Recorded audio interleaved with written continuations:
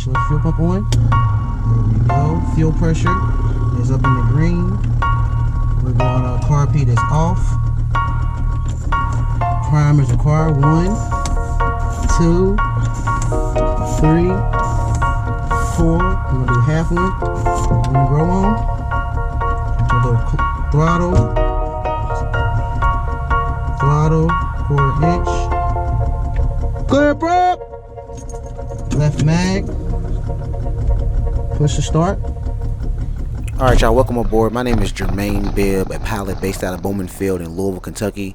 Today we're flying VFR to 3 Kilo Yankee Niner, a 2,000 foot grass strip in Kentucky. Today I'm flying a 1969 Piper Cherokee 160, which is the aircraft that I did my initial private pilot training in, and this is pretty much my go-to aircraft when I want a time build. Currently my audio for my GoPro is working, connected to the ATC, but it would eventually go out after departure, so most of this flight will be a voiceover and just views of me flying to Miles Field and my landing.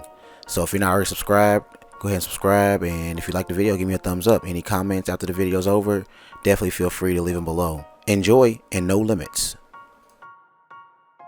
Bowman ground, good evening. Cherokee 5006 Whiskey outside of Airbase 4 Ramwick office. Looking for a VFR departure to east, please. Cherokee call from the East Tees, was it Cherokee 502 Whiskey Alpha? 5006 Whiskey. Cherokee 5006 Whiskey, wow, I was way off. Runway 24 taxi via Alpha. I'll go my man, 24 via Alpha, 06 Whiskey.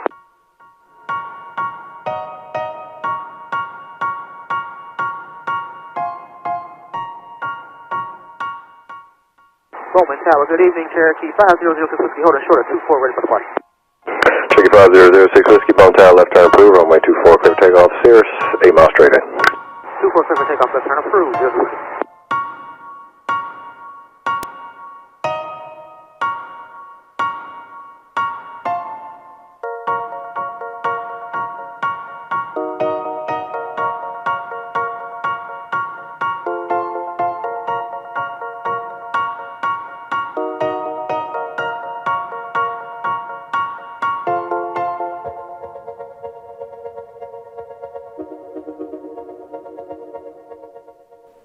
So we are VFR to the east, which is a standard departure, and there was no need for us to transition or talk to anyone else outside of Bowman Tower. We were just told to remain clear of Class Charlie airspace, which goes up to 2,200 feet. And as we was heading eastbound at 1,800 feet, we were still monitoring air traffic control at Bowman, the tower.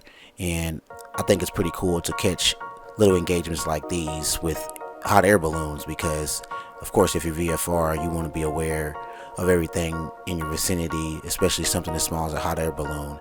I'm sure the hot air balloons have restrictions on altitudes, but as I was listening to Bowman Tower headed eastbound, we heard this on the radio. Bowman Tower, hot air balloon 815 Lima Bravo.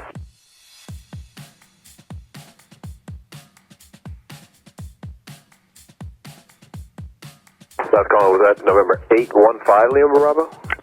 That is correct. Flight of 2 hot air balloons. We are to your northeast. November 815 Lima Bravo, roger. And how far out are you said? We'll be ascending to 500 and then proceeding out to the northeast out of your area. Air balloon 815 Lima Bravo, I see you now out there to the east, and you say you're going northeast now?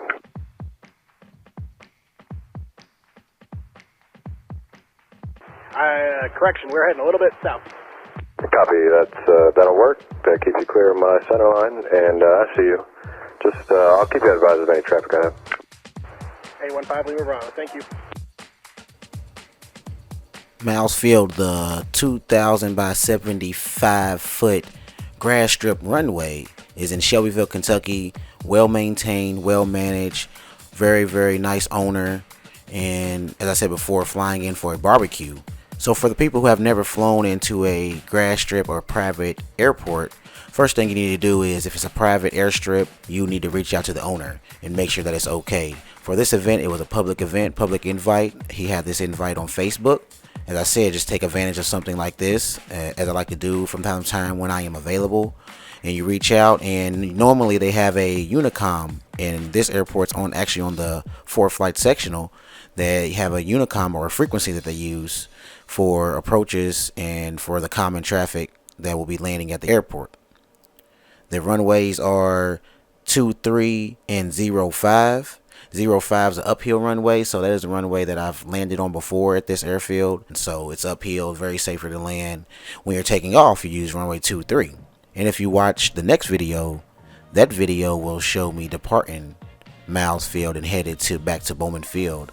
So it's kind of tricky landing here on this day because they were actually flying kids at the time. So there was probably like 2 or 3 planes in the pattern at the time, which I'm very sad my audio wasn't connected, because you would have been able to hear how I made those calls. But the pilots did a very good job of communicating where they were at. They were using runway 5 to land and runway 23 to depart. I made sure to make my radio calls inbound, so I checked in at 12 miles, checked in at 10 miles, 5 miles, then eventually found the airfield, which was not easy to do, but I eventually found the airfield and was able to get in sequence for landing and brought us down to the ground. And here's our landing.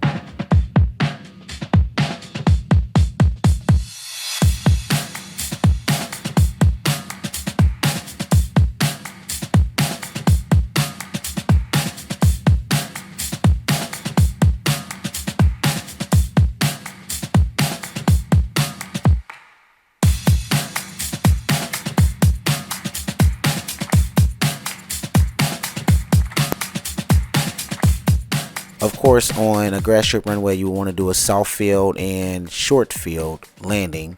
So in the Cherokee, did full flaps and came in and pretty much touched down very, very gently on the grass. And I think my landing was so smooth, I didn't realize I was on the ground until I got all the way up to the cars. That's a lie, because you start to feel the bumps.